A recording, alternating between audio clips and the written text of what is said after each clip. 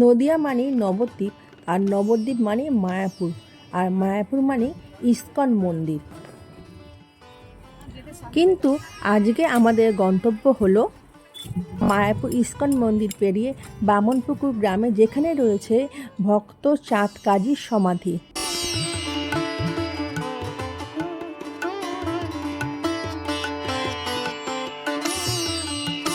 শ্রী চৈতন্য মহাপ্রভুর জীবনী গ্রন্থে চাঁদ কাজীর কথার উল্লেখ আছে এবং চাঁদ কাজী কীভাবে মহাপ্রভুর ভক্ত হয়ে উঠলেন তারও বিবরণ দেওয়া আছে।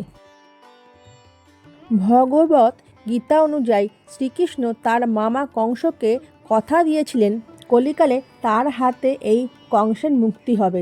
সেই মতো কলিকালে যখন কংসের চাঁদকাজী রূপে জন্ম হয়, তখন তার মুক্তি হয় শ্রীকৃষ্ণের অবতার চৈতন্য মহাপ্রভুর হাতে।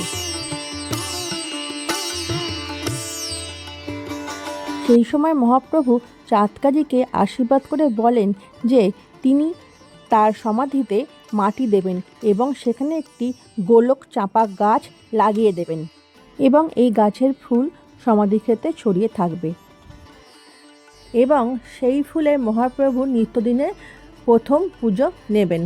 আজও ফুল দেয় মহাপ্রভুর হাতে লাগানো এই গোলক চাঁপা গাছটি। এই গাছটির বয়স প্রায় 540 বছরের বেশি।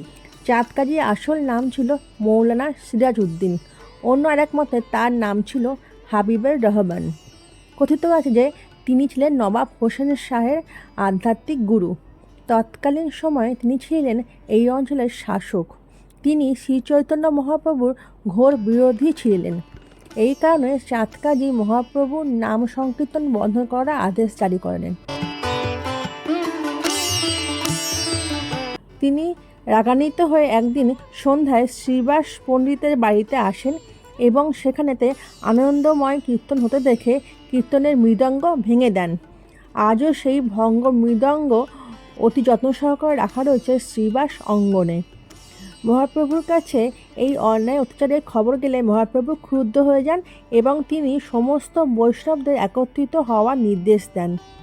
তিনি প্রত্যেককে একটি জ্বলন্ত মশাল আনার নির্দেশ দেন এবং ঘোষণা করেন যে নবদ্বীপ শহর জুড়ে এক বিশাল নগর সংকীর্তন করবেন। শ্রীচৈতন্য মহাপ্রভু তার হাজার হাজার ভক্তদের নিয়ে নগর সংকীর্তন করতে করতে চাঁদ কাজীর বাড়ির সামনে উপস্থিত হন।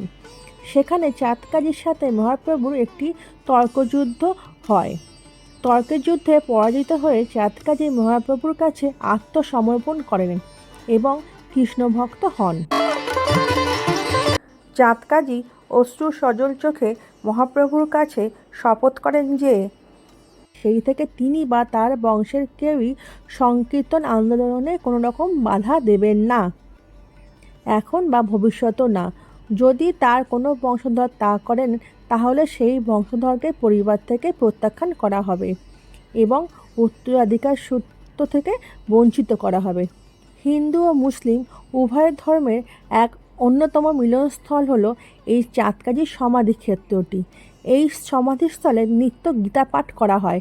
এই সমাধিক্ষেত্রটি পরিচালনা করেন মায়াপুর শ্রীচৈতন্য মঠ। তাহলে বন্ধুরা, মায়াপুর বেড়াতে এলে অবশ্যই দর্শন করবেন মহাপ্রভুর স্মৃতি বিজড়িত এই পুণ্য স্থানটি। আমার ব্লগটা আমি এখানেই শেষ করলাম। কেমন লাগলো চাঁদ কাজীর সমাধির ব্লগটি অবশ্যই জানাবেন। সবাই ভালো থাকবেন। খুব তাড়াতাড়ি আবার একটা নতুন ব্লগ নিয়ে চলে আসবো। Bye bye.